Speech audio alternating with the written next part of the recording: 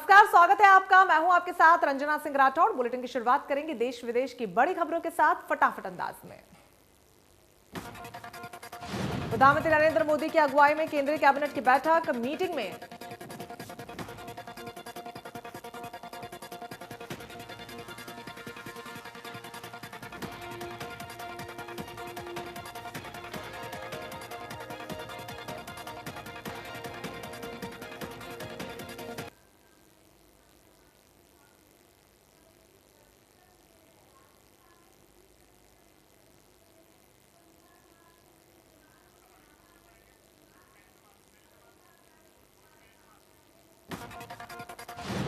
प्रधानमंत्री नरेंद्र मोदी की अगुवाई में केंद्रीय कैबिनेट की बैठक मीटिंग में जम्मू कश्मीर के लिए एक बड़े आर्थिक पैकेज को मंजूरी मिलने की संभावना।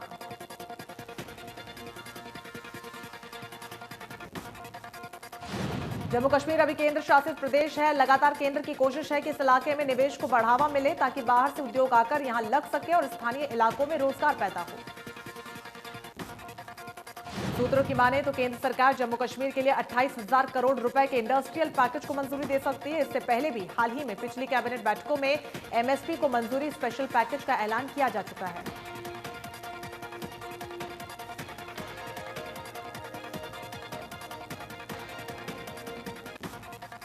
देश में पेट्रोल डीजल की कीमत में करीब 29 दिन तक शांति रहने के बाद एक बार फिर से भारी बढ़ोतरी की गई है। राजधानी दिल्ली में पेट्रोल 26 पैसे प्रति लीटर बढ़कर 83.97 रुपए हो गया है, तो वहीं डीजल में 25 पैसे की बढ़ोतरी देखी गई। देश के अन्य प्रमुख शहरों में भी पेट्रोल और डीजल की कीमतों में बढ़त देखी गई। मुंबई में पेट्रोल 90.60 रुपए लीटर तो डीजल 80.78 रुपए प्रति लीटर बिक रहा है। नोएडा में पेट्रोल 83.88 रुपए प्रति लीटर, डीजल 74.55 लीटर मिल रहा है। लखनऊ में पेट्रोल 83.80 प्रति लीटर रुपए की कीमत से बिक रहा है। अंतर्राष्ट्रीय बाजार में हाल ही के दिनों में कच्चे तेल में मजबूती का रुख देखा गया। लंदन के ब्रेंट क्रूड का रेट $53.89 प्रति बैरल तक चला गया।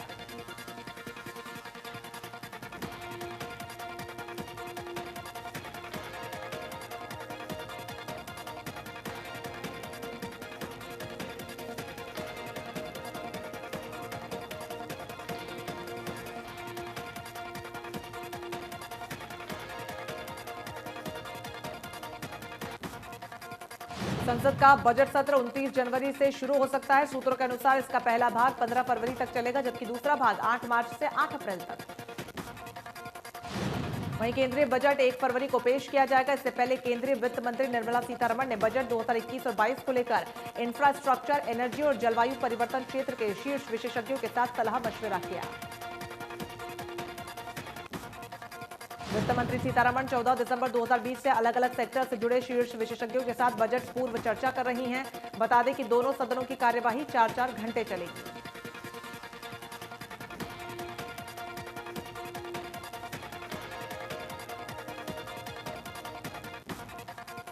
नोएडा और ग्रेटर नोएडा वेस्ट को जेवर में बन रहे इंटरनेशनल एयरपोर्ट से सीधे जोड़ा जाएगा। इसके लिए एक नया एक्सप्रेसवे बनाया जाएगा। जेवर में बन रहे नोएडा इंटरनेशनल एयरपोर्ट के कार्गो टर्मिनल तक सामान पहुंचने के लिए अलग एक्सप्रेसवे का निर्माण किया जाएगा। यमुना प्राधिकरण इसके लिए रिपोर्ट तैयार करवा रहा है। ये 130 मीटर चौड़ा एक्सप्रेसवे बनाया जाएगा। इस सड़क को नोएडा और ग्रेटर नोएडा के बीच 130 मीटर एक्सप्रेसवे से जोड़ा जाएगा। इस नई सड़क के बनने से ग्रेटर नोएडा वेस्ट का 4 मूर्ति चौक, गौर सिटी, गोल चक्कर सीधे नोएडा एयरपोर्ट से जुड़ जाएंगे। ग्रेटर नोएडा वेस्ट में गौर सिटी गोल चक्कर से ग्रेटर नोएडा में सिरसा गांव तक करीब 25 किलोमीटर लंबा एक्सप्रेसवे है। नोएडा ग्रेटर नोएडा एक्सप्रेसवे और दादरी सूरजपुर छलेरा रोड के समांतर दोनों शहरों के बीच महत्वपूर्ण कनेक्टिविटी है। करीब 1 दशक पहले जब ग्रेटर नोएडा वेस्ट बसाया गया था तो प्राधिकरण ने इस सड़क का निर्माण किया था। ये सड़क नोएडा, ग्रेटर नोएडा वेस्ट, गाजियाबाद और ग्रेटर नोएडा के बीच यातायात को आसान बनाती है।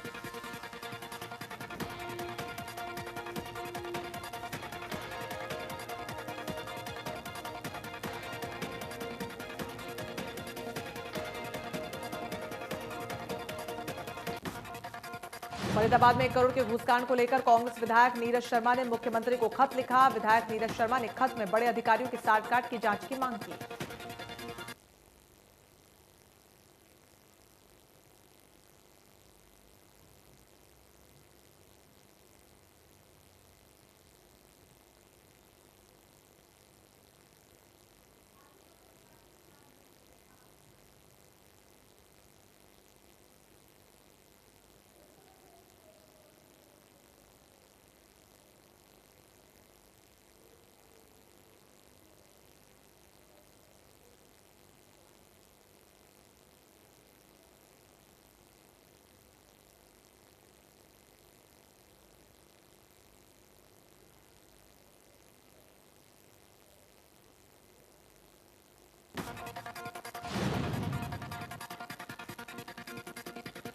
विधायक नीरज शर्मा ने खेड़की दौला थाने के एसएचओ विशाल और बड़े अधिकारियों की संपत्ति जब्त करने के साथ ही पीड़ित और विजिलेंस पर दबाव बनाने वाले अधिकारियों के खिलाफ भी कार्रवाई की मांग की है।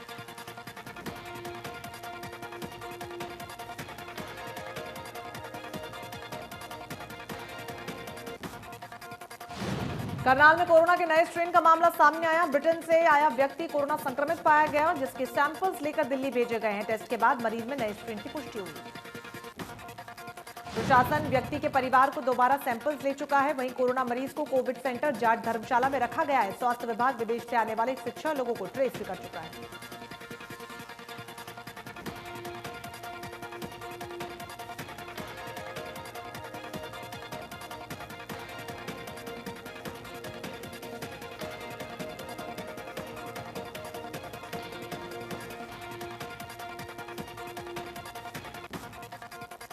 महेंद्रगढ़ जिले में हो रही बारिश से किसानों के चेहरे पर खुशी की लहर है। लगातार 2 दिन से छाए बादलों ने किसानों की चिंता बढ़ा रखी थी, लेकिन बारिश के बाद किसानों को सर्दी कम होने से उम्मीद जगी है। लगातार पड़ रही सर्दी से पाला पड़ने की संभावना है। आपको बता दें, पाले की वजह से फसलों को खतरा बना हुआ था। किसानों का मानना है कि ये बारिश फसलों में संजीवनी का काम करेगी। महेंद्रगढ़ जिला डार्क जोन होने की वजह से यहां होने वाली फसलें बारिश के मौसम पर ही निर्भर होती हैं। बारिश से जिले में सरसों, गेहूं और चने की फसलों में फायदा होगा। सोहना की सुलेमान कॉलोनी में एक मजदूर महिला के साथ बदमाशों ने अश्लील हरकत की। मामले में रोक टोक को लेकर बीच बचाव में आए पति और देवर की दबंगों ने पिटाई कर डाली। महिला का आरोप है कि उसके पति, देवर और जीजा को लाठी डंडों से पीटा गया, जख्मी किया गया। बदमाशों ने महिला को जान से मारने की धमकी भी दी है। महिला ने पुलिस से जब मामले की शिकायत की तो पुलिस ने कार्रवाई करने में तत्परता नहीं दिखाई। मामले में पुलिस का साथ न मिलने के बाद मजदूर परिवार ने प्रशासन से इंसाफ की गुहार लगाई है। किसानों ने प्रेस कॉन्फ्रेंस कर सरकार से तीनों कृषि कानूनों को रद्द करने की मांग एक बार फिर से उठाई। किसान नेता ने कहा कि अगर सरकार कानूनों को रद्द नहीं करती तो आंदोलन और भी तेज होगा।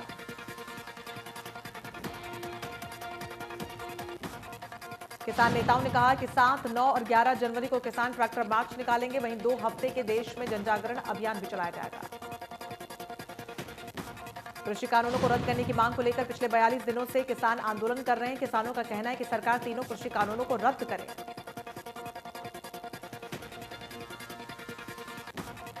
किसानों और सरकार के बीच अब 8 जनवरी को अगली बैठक होगी। किसान तीनों कृषि कानूनों को रद्द करने की मांग पर अड़े हुए हैं।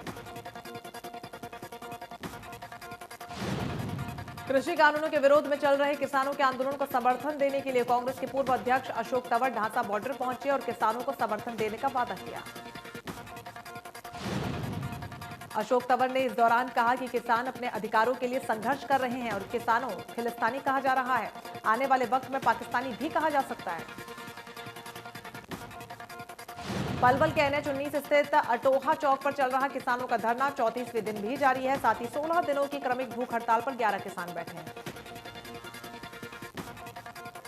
किसानों ने कहा कि सरकार के बीच हुई 8वें दौर की बातचीत भी पूरी तरह विफल रही। सरकार ने अपनी मंशा को पूरी तरीके से साफ कर दिया कि वो किसानों के हित में कोई भी फैसला नहीं लेना चाहती। दिल्ली बॉर्डर की तरह अब शंभू टोल प्लाजा पर भी कीर्तन दरबार सजने शुरू हो गए हैं। पंजाब से संगीत अकादमी जत्थे के बच्चों ने शंभू टोल प्लाजा पर कीर्तन कर किसानों का हौसला बढ़ाया और किसानों के आंदोलन की जीत की कामना की।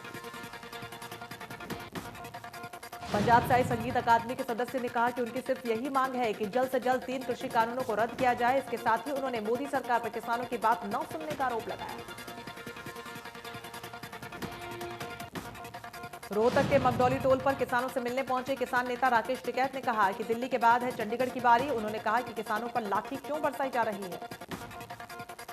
राकेश टिकैत ने किसानों को संबोधित करते हुए कहा कि केंद्र सरकार को तीनों कृषि कानून रद्द करने पड़ेंगे। उन्होंने कहा कि किसान किसी भी समझौते को तैयार नहीं है। गुरुग्राम में कोरोना के चलते बंद पड़े स्कूलों को लेकर निजी स्कूल संचालकों ने स्कूलों को दोबारा खोलने की मांग करते हुए एसडीएम को ज्ञापन सौंपा और जल्द से जल्द स्कूल खोलने की मांग रखी। निजी स्कूल संचालकों का कहना है कि स्कूल लगातार बंद हैं, जिसके चलते स्कूलों का खर्च बढ़ता जा रहा है। इसीलिए जल्द से जल्द स्कूल खोलने के निर्देश दिए जाएं। निजी स्कूल संचालकों ने एसडीएम को ज्ञापन सौंपते हुए कहा कि शिक्षा मंत्री जल्द ही 1ली से 8वीं क्लास तक स्कूलों को खोलने के निर्देश जारी करें।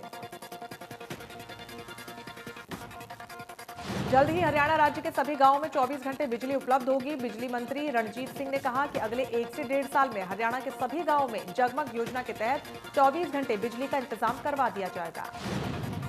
रणजीत सिंह ने कहा कि हरियाणा देश का पहला राज्य होगा जहां पर सभी गांव तक 24 घंटे बिजली पहुंचेगी। उन्होंने कहा कि मंत्री बनने के बाद बिजली विभाग में बहुत बदलाव किए। सबसे पहले लाइन लॉस को पहले से आधा कर दिया। रणजीत सिंह ने कहा कि जल्द ही ऐसा सिस्टम लागू कर दिया जाएगा कि ट्यूबवेल कनेक्शन के लिए लोगों को विभाग के चक्कर नहीं काटने पड़ेंगे। कृषि मंत्री जेपी दलाल निःशुल्क कंबल वितरण कार्यक्रम में बोहरा धर्मशाला में पहुंचे। उन्होंने जरूरतमंद लोगों को कंबल वितरित किए। इस दौरान उन्होंने कहा कि सरकार का लक्ष्य है हर गरीब आदमी तक सरकार की सहायता पहुंचे। कृषि मंत्री जेपी दलाल ने कहा कि सरकारी खर्च पर कृषि क्षेत्र के पुराने जर्जर ट्यूबवेल जिनका जल स्तर नीचे चला गया है, नहरी पानी पर आधारित पाइपलाइन के माध्यम से उन ट्यूबवेलों को दोबारा रिचार्ज किया जाएगा ताकि किसानों को सिंचाई के लिए पर्याप्त मात्रा में पानी उपलब्ध हो सके।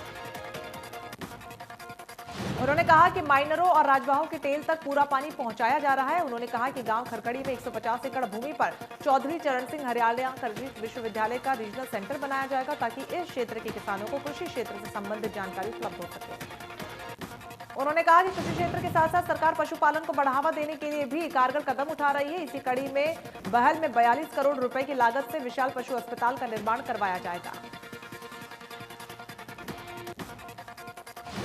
कैथल के समोर गांव में एक तांत्रिक ने महिला को जहरीला पदार्थ खिलाने का आरोप लगाया। महिला का कहना है कि तांत्रिक ने इलाज के बहाने उसे जहरीला पदार्थ खिलाया। जींद की पुरानी अनाज मंडी में फिल्मी स्टाइल में सांड का रेस्क्यू ऑपरेशन किया गया। दरअसल एक सांड गलती से घर की तीसरी मंजिल पर चढ़ गया था। फायर ब्रिगेड, नगर परिषद, क्रेन और जिला अधिकारियों ने मिलकर सांड को बड़ी मशक्कत के बाद क्रेन की मदद से नीचे उतारा। गोला चीका में मनरेगा मजदूरों ने शहीद उधम सिंह चौक पर बीडीपीओ और पुलिस प्रशासन के खिलाफ जोरदार प्रदर्शन कर नारेबाजी की। काम मांगने गए मनरेगा मजदूरों और उनकी खबर छापने से खफा होकर बीडीपीओ ने 7 मजदूर और 2 पत्रकारों के खिलाफ एक दिन पहले मामला दर्ज करवाया था, जिसके बाद मजदूरों ने प्रदर्शन और नारेबाजी की। मनरेगा मजदूरों ने दर्ज मामले की जांच रद्द करने की मांग की। साथ ही मौके पर पहुंचकर डीएसपी गोला ने निष्पक्ष जांच का आश्वासन दिया। कोसली रेलवे लाइनों पर अंडरपास बनवाने को लेकर लोगों ने हवन यज्ञ के साथ अनशन शुरू किया। दरअसल अंडरपास न होने की वजह से लोगों को खासी दिक्कतों का सामना करना पड़ रहा है। कोसली ओवरब्रिज के कारण कोसली शहर और आसपास की कॉलोनियों में 2 भागों में बांट दिया गया है। शहर पर आने वाले के लिए लोगों को रेलवे लाइनों को क्रॉस करना पड़ता है, जिससे हादसा होने का डर बना रहता है।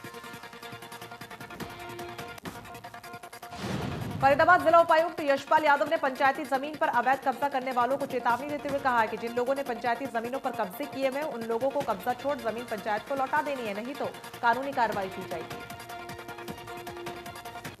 वहीं उन्होंने कहा कि जिन लोगों का नाम सर्वे में आयुष्मान भारत योजना के तहत आया है, अपने 5 लाख का इलाज का कार्ड बनवा लें, जिनका ताकि उन्हें इस योजना का लाभ मिल सके। रतिया में खाद की कालाबाजारी को लेकर भड़के किसानों ने बैठक कर जोरदार प्रदर्शन किया। किसानों ने कहा कि खाद की कालाबाजारी प्रशासन की मिलीभगत से हो रही है। किसानों ने कहा कि अगर प्रशासन ने जल्द खाद की कालाबाजारी बंद नहीं की तो किसान खुद कालाबाजारी करने वाले दुकानदारों की दुकानों पर ताले जड़ेंगे। कृषि कानूनों के खिलाफ किसानों ने टिकरी बॉर्डर से लेकर बहादुरगढ़ के पुराना बस स्टैंड तक अर्धनग्न होकर प्रदर्शन किया। इस दौरान किसानों ने कृषि कानूनों को वापस लेने की मांग भी की। पंचकुला सेक्टर 1 में नवनिर्वाचित नगर निगम मेयर और पार्षदों का शपथ ग्रहण समारोह हुआ। अंबाला मंडलायुक्त की अध्यक्षता में नवनियुक्त पार्षद और मेयरों ने शपथ ली। विधानसभा स्पीकर ज्ञानचंद गुप्ता ने कहा कि पंचकुला के विकास के लिए पहले मैं अकेला था, 22 लोगों की टीम मिलकर पंचकुला की सभी समस्याओं का समाधान करेंगे, पंचकुला का विकास करेंगे। टोहरा में पुलिस ने 7000 नशीली प्रतिबंधित गोलियों सहित 22 सवार युवक को गिरफ्तार किया। लगातार पुलिस नशा तस्करों की तलाश में लगी हुई है। भवानीखेड़ा के कई गांवों में बारिश के साथ हुई ओलावृष्टि। 2 दिन से लगातार हो रही बारिश, 24 घंटे में दर्ज की गई 20 से 25 mm तक बरसात से किसानों की फसलों को फायदा होगा, लेकिन ओलावृष्टि से होने वाली सरसों और सब्जियों में नुकसान की संभावना हो गई है। कैथल के कांगथली गांव की हेडबॉल खिलाड़ियों ने जिला शिक्षा अधिकारी से मिलकर गांव के सीनियर सेकेंडरी स्कूल में खेल मैदान में प्रैक्टिस करने की अनुमति मांगी, जिसको लेकर खिलाड़ियों ने एक प्रार्थना पत्र भी सौंपा है। खिलाड़ियों ने बताया कि कोरोना बीमारी के चलते मार्च महीने से उनकी प्रैक्टिस बंद है, ऐसे में उन्हें प्रैक्टिस की जरूरत है।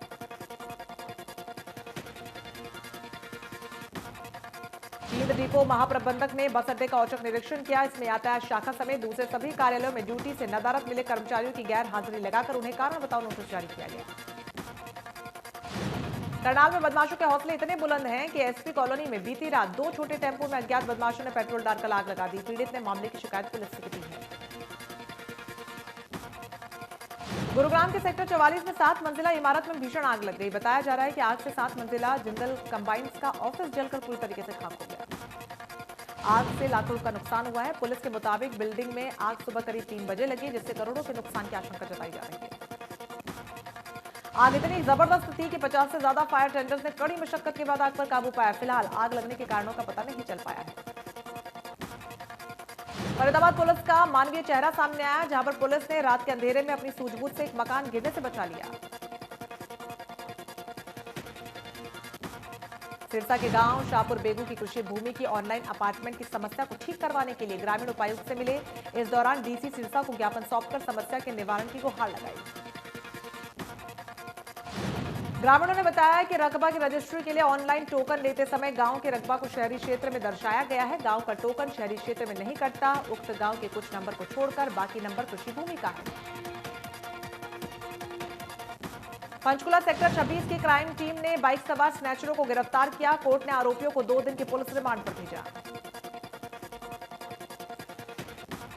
उत्तर भारत में कड़ाके की ठंड के बीच मौसम विभाग का अलर्ट। अगले 24 घंटे में दिल्ली एनसीआर के कई हिस्सों में बारिश और ओलावृष्टि का अनुमान। तापमान में गिरावट की भी संभावना। भिवानी में लगातार 3 दिनों से हो रही बरसात से ठंड का प्रकोप बढ़ गया। आम जनजीवन अस्त व्यस्त होता हुआ नजर आ रहा है। शीतलहर के थपेड़े लगातार चल रहे हैं। बरसात से सर्दी बढ़ती हुई नजर आ रही है। शहर के कई इलाकों में बरसाती पानी भी इकट्ठा हो गया है, जिसकी वजह से बाजारों में चहलकदमी भी अब कम नजर आ रही है। बता दें कि बारिश गेहूं की फसल के लिए वरदान का काम करेगी, जिससे किसान की फसल और पैदावार बढ़ेगी। मौसम विभाग की चेतावनी के अनुसार अभी 1-2 दिन बरसात और होगी।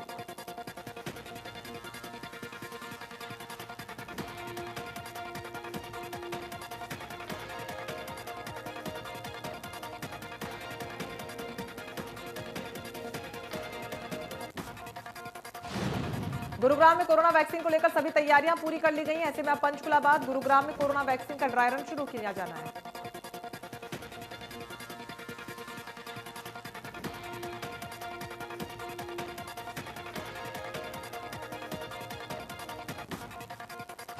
भिवानी में भी 7 जनवरी को कोरोना वैक्सीन के टीकाकरण को लेकर ड्राई रन शुरू किया जाएगा। इसके लिए भिवानी जिले में 3 जगह भी चुन ली गई हैं।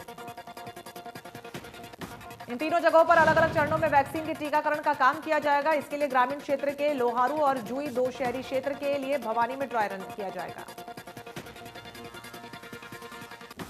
रेवाड़ी के नागरिक अस्पताल में कोवैक्सीन को लेकर सभी तैयारियां पूरी कर ली गई हैं। वैक्सीन लगाने को लेकर स्टाफ को विशेष ट्रेनिंग भी दी गई है। वैक्सीन स्टोरेज के लिए अस्पताल में 6 डीप फ्रीजर भी आ चुके हैं। वैक्सीन को 2 से 8 डिग्री तापमान में रखने की सभी व्यवस्थाएं दुरुस्त कर दी गई हैं। फरीदाबाद में कोरोना वैक्सीन के टीकाकरण को लेकर सिरिंज कंपनी ने भी पूरी तैयारी कर ली है। टीकाकरण को लेकर सिरिंज की कमी न हो, इसके लिए हिंदुस्तान सिरिंज कंपनी ने युद्ध स्तर पर काम शुरू कर दिया है। कंपनी के मुताबिक रोजाना 3 शिफ्ट में काम किया जा रहा है। रोजाना करीब 24 लाख सिरिंज का उत्पादन हो रहा है।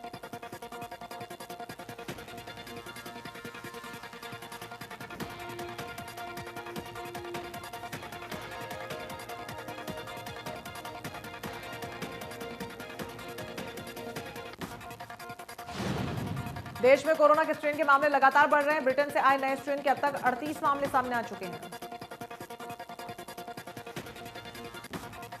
8 राज्यों में नए स्ट्रेन के केस मिले हैं, जिसमें उत्तर प्रदेश में 4, महाराष्ट्र में 8, कर्नाटक में 10 केस मिले हैं, जिसमें प्रशासन में हड़कंप देखा गया। वहीं केरल में भी कोरोना के नए स्ट्रेन से 6 नए केस सामने आए, जिसकी जानकारी देते हुए केरल के स्वास्थ्य मंत्री ने कहा कि हालात नियंत्रण में है, लोग घबराएं नहीं।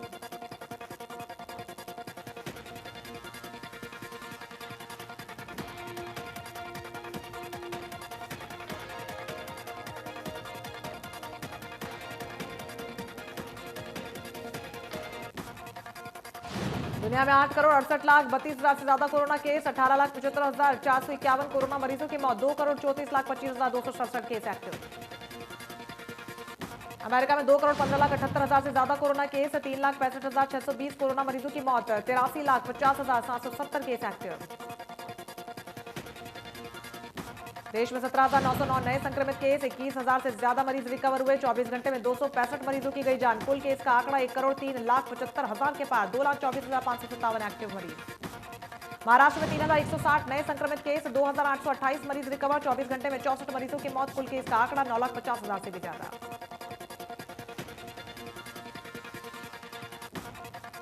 राजधानी दिल्ली में 442 नए मामले आए सामने, 557 मरीज रिकवर, 24 घंटे में 12 मरीजों की मौत। कुल केस 6,27,000 के पार, 4,000 से भी ज्यादा एक्टिव मरीज।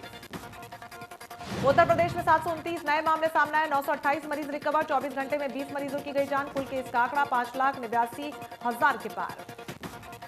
राजस्थान में 397 नए मामले, 751 मरीज रिकवर, 24 घंटे में 5 मरीजों की मौत। कुल केस का आंकड़ा 3,10,000 के पार। हरियाणा में 259 नए मामले, 300 मरीज रिकवर हुए, 24 घंटे में 4 मरीजों की मौत। कुल केस का आंकड़ा 2,63,692 एक्टिव मरीज। कोरोना के बाद बर्ड फ्लू की दस्तक से हड़कंप, राजस्थान, मध्य प्रदेश, हिमाचल में पुष्टि। पंचकुला के बरवाला क्षेत्र में भी रहस्यमय तरीके से 1 लाख मुर्गी और चूजों की मौत। हरियाणा के बरवाला क्षेत्र में रहस्यमय तरीके से मर रही मुर्गियों की वजह से इलाके में एवियन फ्लू का भय है। यहां करीब 1 लाख मुर्गी और चूजों की मौत हो चुकी है। मुर्गियों के रहस्यमय तरीके से मरने का सिलसिला 5 दिसंबर से शुरू हुआ था।